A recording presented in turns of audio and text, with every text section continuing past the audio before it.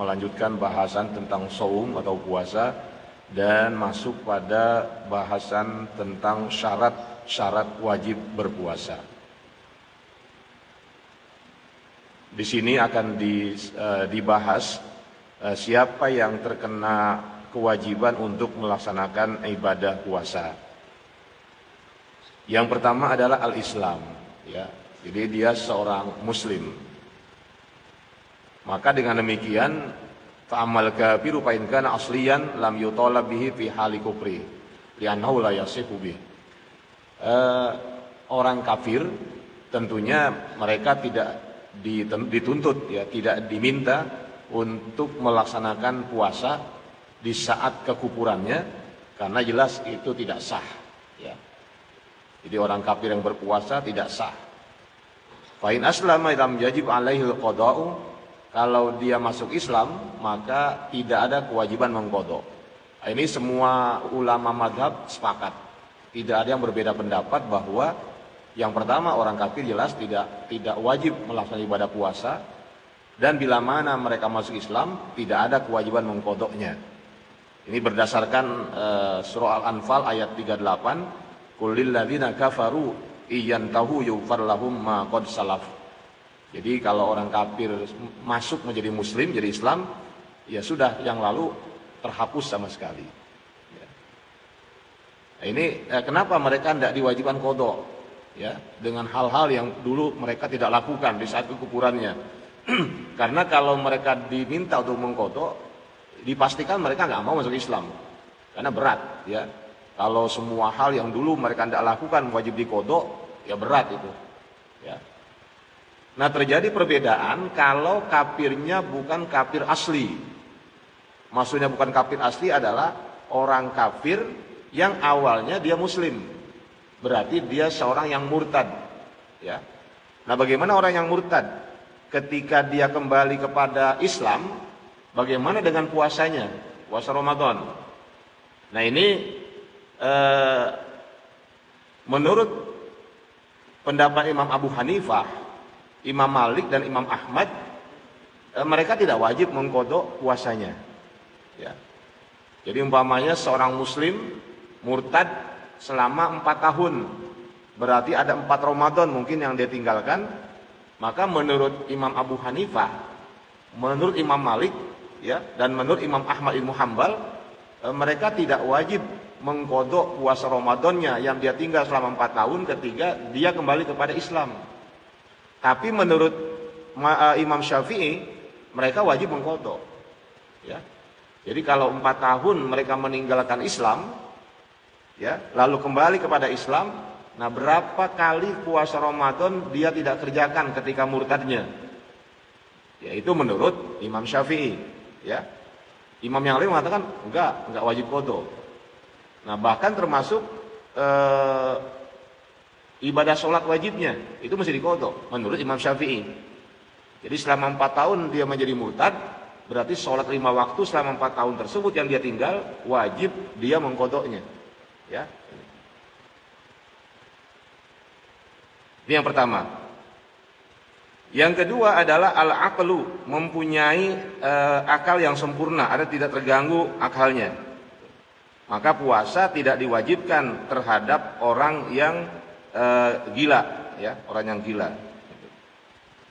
Bahkan mereka tidak wajib mengqadha. Jadi ketika nanti dia sembuh, ya nggak mengqadha itu, ya. Karena dia terbebas dari khitab syar'i, terbebas dari kewajiban-kewajiban yang ada dalam agama Islam. Kemudian yang ketiga al-bulughu, usia yang baligh. Ittafaqal fuqaha'u ala anna sabiyya la yajibu alaihi shaumu Ramadan. Semua ulama fikih dari mazhab manapun ini sependapat bahwa anak kecil itu tidak wajib melaksanakan puasa Ramadan, ya. Dan juga tidak wajib mengqadhanya. Di saat sudah balik nggak wajib mengqadhanya, ya. Karena Nabi mengatakan rufi al-qalamu an thalathah, pena yang mencatat amal-amal manusia itu tidak berfungsi, ya, tidak difungsikan untuk 3 kalangan. Yang pertama, anil majnuni al maghlub ala aqli hatta yafiqa. Yang pertama itu orang gila sampai dia sembuh. Itu pena yang mencatat amal-amalnya itu tidak difungsikan. Wa anin naimi hatta yastaiqiza. Orang yang tidur sampai dia terbangun. Orang tidur tidak ada terkena kaitan hukum, ya. Wa anis sobi hatta yahtalima, dan anak kecil sampai dia menjadi baligh. Ya. Nah, meski demikian, apabila anak kecil sudah memasuki usia tamyiz, ya, berarti dia sudah mumayyiz. Tamyiz itu ukurannya adalah dia sudah merespon bila kita berbicara kepadanya. Kita ngobrol, dia bisa jawab. Ini ukuran fikih di antara itu, ya. Berarti anak itu tamyiz. Atau bisa juga sudah bisa makan sendiri. Itu udah tamyiz berarti. Atau dia sudah tahu mana yang kanan dan mana yang kiri. Nah, anak yang sudah memahami hal-hal tersebut, termasuk sudah bisa istinja sendiri, ini termasuk anak yang mumayyiz. Nah, anak yang mumayyiz ini, ya, semua kalangan ahli fikih mengatakan bahwa mereka sudah harus dididik untuk berpuasa. Ya. Sama mengkias kepada perintah sholat, ya. Karena Nabi mengatakan kalau anak sudah usia 7 tahun, ya, muru auladakum bis sholat wahum abna'u sab'in. Jadi perintahkan anakmu untuk sholat ketika mereka berusia 7 tahun. Ya. Kemudian apa? Pukul dengan pukulan yang tidak menyakitkan kalau mereka meninggalkan sholat di saat usianya 10 tahun. Nah, ini walaupun terkait dengan puasa Nabi tidak menyatakan hal semacam itu, tapi para ulama fikih mengkias, menganalogi, ya, bahwa ibadah puasa pun harus seperti itu.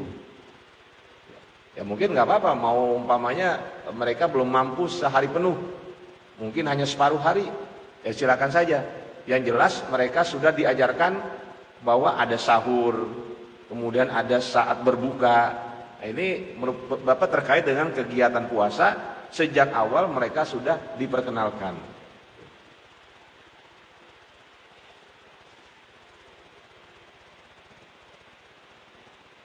Ada hal yang lain yang juga mempengaruhi perintah tentang puasa, yaitu terkait dengan kesehatan, ya, terkait dengan kesehatan.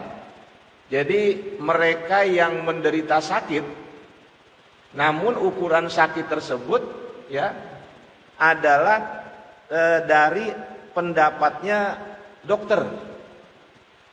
Tidak bisa umpamanya dia menetapkan dirinya sendiri bahwa saya nggak wajib puasa nih, kenapa? Karena sakit. Karena ini perlu orang yang ahli. Apakah benar kalau dia berpuasa akan membahayakan dirinya atau tidak, gitu kan ya? Nah, ini tidak sembarang kita kemudian mengambil keputusan sendiri bahwa saya nggak perlu puasa karena saya ini sedang sakit, ya. Ini termasuk harus ditanyakan kepada orang yang memang ahli, yaitu dokter. Yang kedua, yang termasuk tidak wajib melaksanakan ibadah puasa Ramadan adalah orang yang tidak mukim. Ya, orang yang tidak mukim. Berarti orang yang mukim, yang tinggal, ya, tidak pergi kemana-mana, tempat yang jauh, maka ini wajib. Kalau kita wajib ini puasa Ramadan. Tapi bila mana kita dalam keadaan musafir, ya, kita ini boleh meninggalkan puasa Ramadan. Nanti diganti pada kesempatan lain setelah selesai bulan Ramadan. Ini kan pilihan. Ketika kita merasa sakit, kemudian dokter mengatakan sebaiknya tidak usah berpuasa, ya, kita tetap dalam kondisi ikhtiari, pilihan pada kita. Kita mau puasa atau tidak. Begitupun di saat musafir, kita ini mau berpuasa atau tidak. Ya, ini kembali kepada kita sebagai orang yang melaksanakannya. Ya, jadi bukan berarti orang yang musafir tidak boleh puasa, orang yang sakit tidak boleh berpuasa. Enggak demikian ya. Jadi orang yang musafir sah puasanya. Ya, boleh dia berpuasa dan orang yang sakit juga boleh dia berpuasa kalau memang dia mempertimbangkan kondisi tubuhnya. Ya. Selanjutnya, syarat sah berpuasa Ramadan. Ya. Yang pertama, at-thaharatu minal haidhi wan nifasi. Suci dari haid dan nifas. Ini berkaitan dengan kaum perempuan, ya. Semua ulama dari madhab apapun dalam fikih itu sepakat bahwa orang yang sedang haid dan sedang nifas, ya, tidak sah bila melaksanakan ibadah puasa.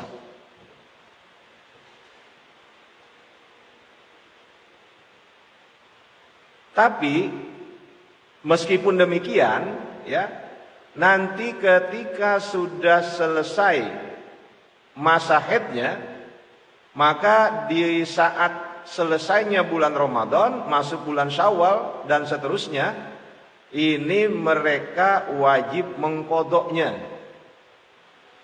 Dan karena saya sering berhadapan dengan anak-anak gitu ya, anak-anak remaja, ternyata memang banyak sekali anak-anak yang tidak peduli dengan kodok puasa di saat mereka haid.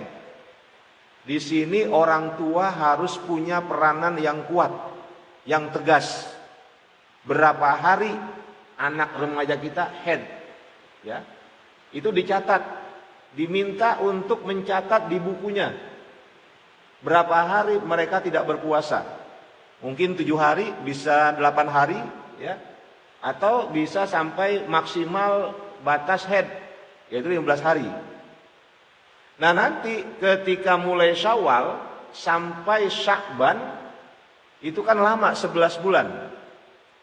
Ya, waktunya sangat longgar untuk mengkodok puasa.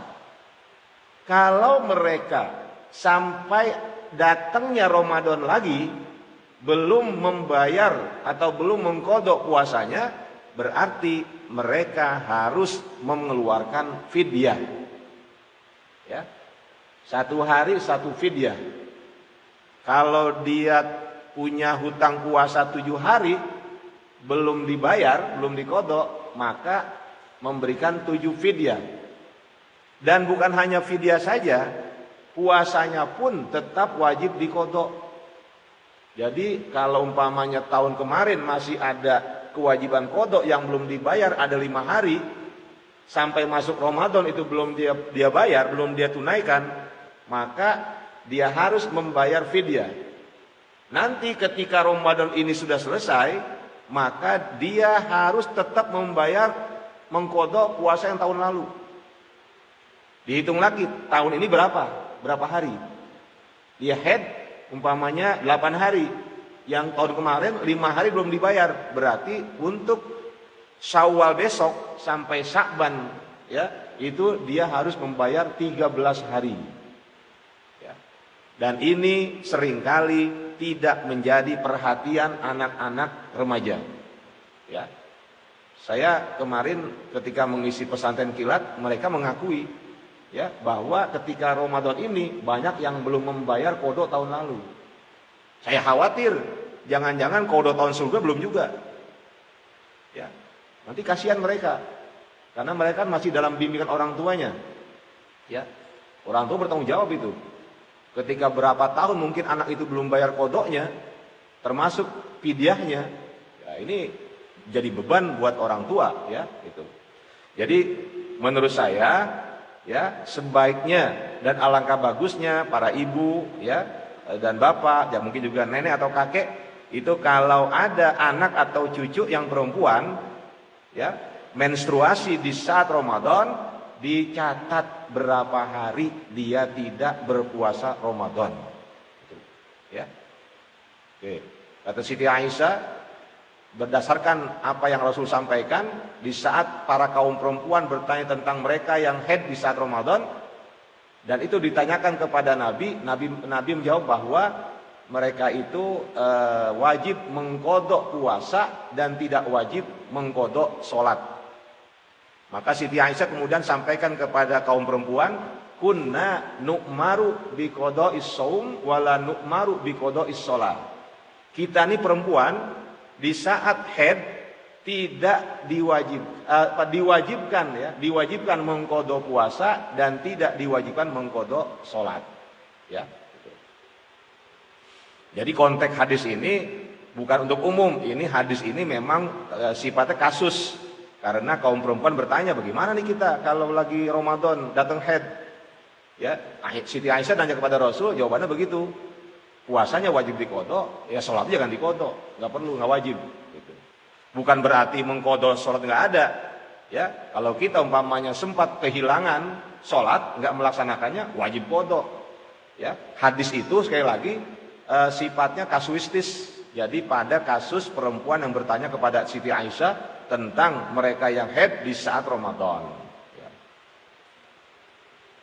Kemudian syarat sah yang kedua, tidak ada satupun ya yang dilakukan yang dapat membatalkan puasa.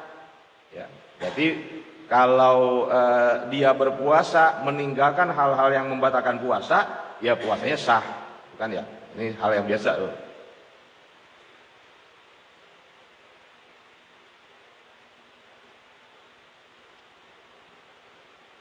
Kemudian yang berikutnya melakukan niat. Ya. Yang ketiga, syarat sahnya puasa adalah melakukan ibadah puasa tersebut dengan niat. Karena tanpa niat berarti tidak sah puasa seseorang. Dan niat itu harus adanya di hati. Jadi kalau kita mengucapkan nawaitu shauma ghadin, itu namanya lafaz niat. Bukan itu yang dimaksud, itu sunnah saja. Sedangkan yang dimaksud niat sebagai syarat sahnya puasa, itu adanya di dalam hati. Nah, terkait dengan niat ini, maka sifat niat harus terpenuhi ya 4 hal. Yang pertama, niat harus jazimah, pasti. Harus pasti. Umpamanya ini tanggal 29 Sya'ban, umpamanya nih. Hari ini 29 Sya'ban. Lalu pada malam hari kita niat begini, kalau besok Ramadan, saya puasa Ramadan. Kalau besok itu belum Ramadan, maka jadi sunnah. Ini namanya belum jazimah, belum belum memastikan, masih ragu. Maka puasanya tersebut menjadi puasa yang tidak sah. Walaupun besok Ramadan, itu tidak sah.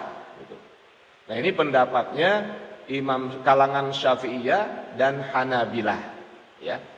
Jadi beliau mengatakan kalau ada yang melakukan macam itu, maka puasanya tidak sah.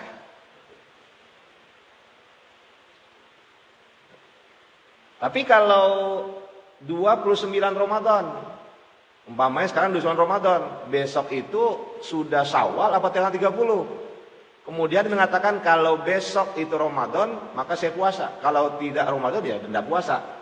Nah, ini menurut kalangan Syafi'iyah dan Hanabilah itu enggak jadi masalah. Tetap puasa Ramadannya sah. Kalau memang besok masih tanggal 30 Ramadan, belum sampai 1 Syawal, ya. Kalau sekarang mungkin sudah tidak terjadi masalah ini karena sudah ada informasi yang jelas dari pemerintah. Adapun Imam Ahmad, ya, dia berpendapat bahwa in kana ghadan min Ramadhan fa huwa fardun wa illa fa huwa naflun sahha. Menurut Imam Ahmad Ibnu Hambal, ya, pada sebagian fatwanya, ya. Jadi kalangan Imam Ahmad mengatakan itu sah, ya, walaupun kalangan Hanabilah sebagai pengikutnya itu mengatakan tidak sah, ya. Begitupun mazhab kalangan Hanafiyah, mereka mengatakan sah saja. Jadi kalau 29 Sya'ban dia mengatakan kalau besok Ramadan maka saya Ramadan, kalau besok belum Ramadan maka saya sunnah. Itu kalau kata Imam Hanafi sah puasanya. Ya. Itu namanya jazimah, memastikan. Jadi niat itu harus jazimah. Sifatnya yang pertama jazimah, harus memastikan. Nggak boleh tarodud, nggak boleh ragu-ragu. Kemudian sifat niat yang kedua at-ta'yin, yaitu menentukan. Ya. Dhahabal malikiyatu wasyafi'iyatu wal hanabilatu fil madhhabi ila annahu yajibu ta'yinun niyyah. Kalangan Malikiyah, Syafi'iyah dan Hanabilah mereka berpendapat bahwa menentukan niat itu hukumnya wajib. Terkait kalau besok itu dia melaksanakan puasa wajib. Ya. Jadi bagi puasa yang wajib kayak Ramadan begini, ya, maka untuk menentukan bahwa besok dia adalah puasa Ramadan itu hukumnya wajib. Kalau dia niat cuma saya besok mau puasa, itu nggak sah. Menurut kalangan Malikiyah, Syafi'iyah dan Hanabilah. Kalau dia mutlakkan niatnya, ya, itu menjadi tidak sah. Kalau kita insya Allah udah pasti itu, karena setiap habis tarawih kita niat, ya, niat dengan menyebut besok itu puasa Ramadan, bukan puasa yang lain, ya.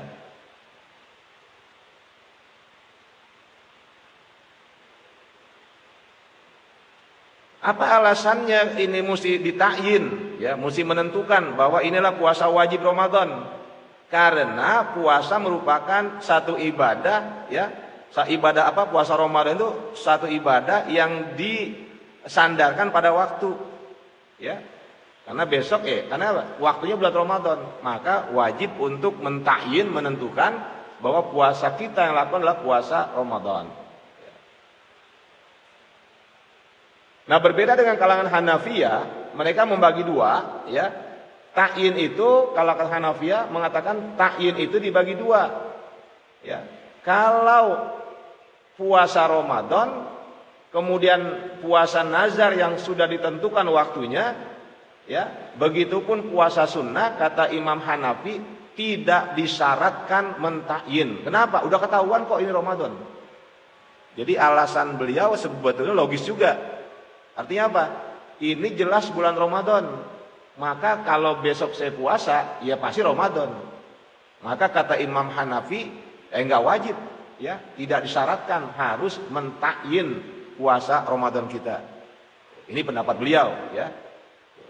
Tapi kalau puasa qadha Ramadan, ya, maka kata beliau wajib mentakyin. Kenapa? Karena mengqadha Ramadan bukan di bulan Ramadan. Bisa saja orang mengqadha Ramadan di Syawal, bisa saja di Muharram dan seterusnya.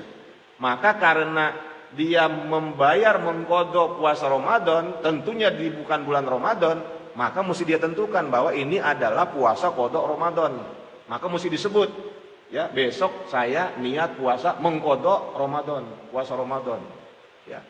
Kalau sekarang kata Imam Hanafi enggak wajib, enggak syarat itu. Tidak disyaratkan dengan menyebutkan Ramadannya, ya. Kalau kita kan jelas tuh, ya, nawaitu shauma ghain an adai fardhi Ramadhani di sana itu menyebut Ramadan, karena memang harus disebut, itu syarat. Yang ketiga, sifat niat adalah tabyitun niyyah. Jadi niat puasa Ramadan itu harus tabyit. Apa itu tabyit? Tabyit adalah meniatkan di malam hari. Kapan waktunya? Antara terbenam matahari sampai subuh, ya, sampai subuh. Ini ulama mayoritas dari Malikiyah, Syafi'iyah, Hanabilah mengatakan bahwa tabyit merupakan syarat sahnya niat. Syarat sahnya niat harus tabyit, ya. Jadi kapan niatnya? Malam. Kapan dimulainya? Sejak matahari terbenam. Sampai kapan? Sampai menjelang datangnya waktu subuh. Itu tempatnya niat, ya.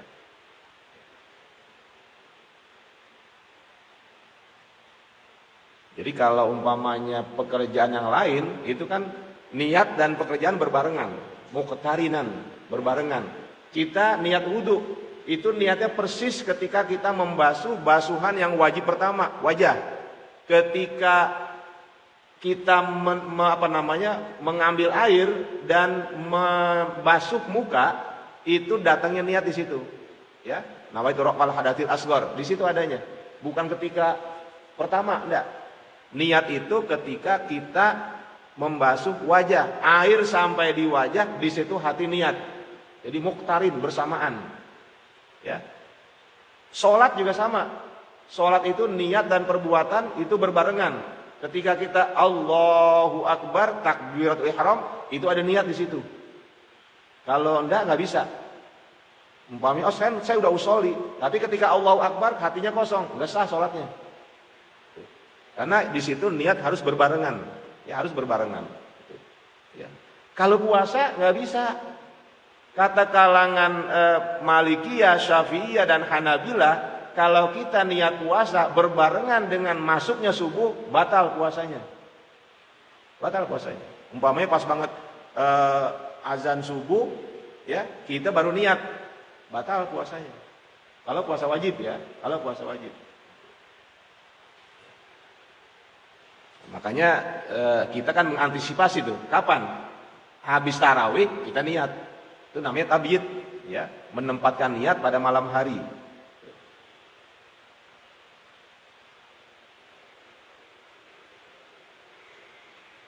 Pokoknya kapan aja dah, asal mulai matahari tenggelam sampai datangnya waktu subuh yang menjelang itu.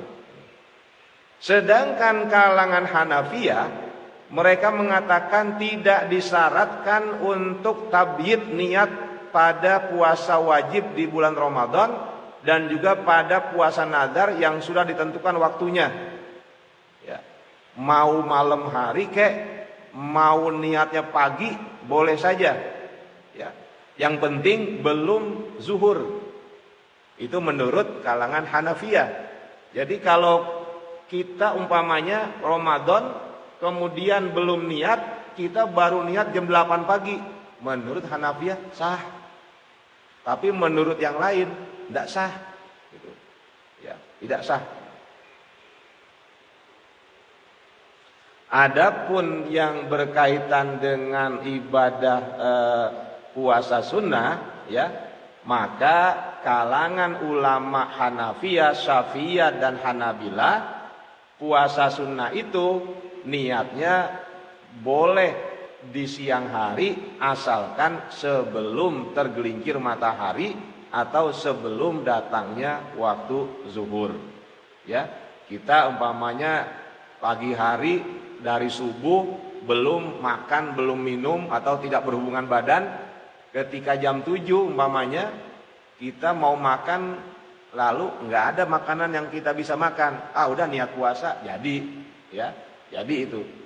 Ya, jadi kalau menurut kalangan mayoritas Hanafiyah, Syafi'iyah dan Hanabilah itu sah hukumnya untuk berniat puasa pada saat siang hari untuk puasa sunnah. Ya. Sedangkan mazhab yang lain apa? Kalangan Malikiyah mengatakan boleh aja setelah tergelincir silakan, ya masih boleh. Nah, ini dalam pandangan Syafi'iyah enggak, gitu ya. Jadi kalau puasa sunnah dia hanya dibatasi niat sampai zuhur saja. Ya. Orang yang enggak puasa karena menyusui atau enggak puasa karena sedang hamil, ya, sedang hamil. Ini wajib kan mereka puasa, gitu kan ya. Tetap ada dua pilihan. Dia boleh tidak puasa dan dia boleh puasa. Kalau dokter mengatakan sebaiknya ibu jangan berpuasa, ya, karena nanti tidak bagus untuk perkembangan janinnya, maka si ibu nggak puasa dengan pertimbangan janinnya, ya, itu. Ketika dia tidak berpuasa nanti selepas Ramadan, ya, maka dia mesti melakukan dua hal. Satu, mengkodok puasanya, yang kedua membayar fidyah. Kalau yang dikhawatirkan janinnya, ya, janinnya.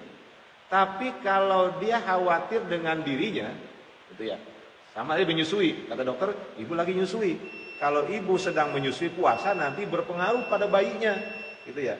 Maka ibu nggak puasa, berarti dia khawatir pada bayinya. Maka nanti ketika dia mengkodok puasanya, tidak hanya mengkodok, tapi juga membayar fidyah. Sebaliknya, kalau dia mengkhawatirkan keselamatan dirinya, ya, maka dia hanya wajib mengkodok puasanya saja, tidak membayar fidyah. Ya, kalau memang yang dikhawatirkan dirinya, gitu, maka dia hanya mengkodok saja. Ya, gitu. Sedangkan bagi orang yang sudah tua dan tidak mungkin dia berpuasa, maka dia tidak wajib berpuasa, tapi nanti dia hanya bayar fidyah saja. Karena mengkodok juga nggak mungkin, ya. Orang yang udah tua rentak sekali gitu, udah tua sekali, nggak mungkin dia puasa, dia nggak wajib puasa, ya. Tapi dia hanya wajib bayar fidyah. Ya, berapa besaran fidyah? Ya itu ketentuannya kalau diukur sekitar 3/4 liter. Ya, kalau yang lebih enak diluruskan aja 1 liter, lebih enak ngitungnya. Jadi 1 liter berapa hari dia tidak puasa, ya 1 hari 1 liter, 2 hari 2 dan seterusnya, ya berapa tinggal itu aja. Kalau orang yang udah tua sekali, udah tua rentang, nggak mampu berpuasa, maka penuh 1 Ramadan 29 atau 30 berarti 30 liter atau 29 liter. Nah ini hal yang perlu juga untuk diketahui semacam itu, karena tidak mustahil nanti ada umpamanya anak kita yang sedang hamil atau istri, ya, atau sedang menyusui, ya mereka tanya aja, kenapa nggak puasa? Ya, saya yakin hampir rata alasannya adalah janin, ya, alasannya adalah anak. Gitu. Itu hampir dipastikan tuh. Berarti hati-hati tuh. Kalau begitu dia mesti 2 hal, qadha, fidyah. Gitu. Nggak boleh hanya 1. Ya, ini tambahan saja.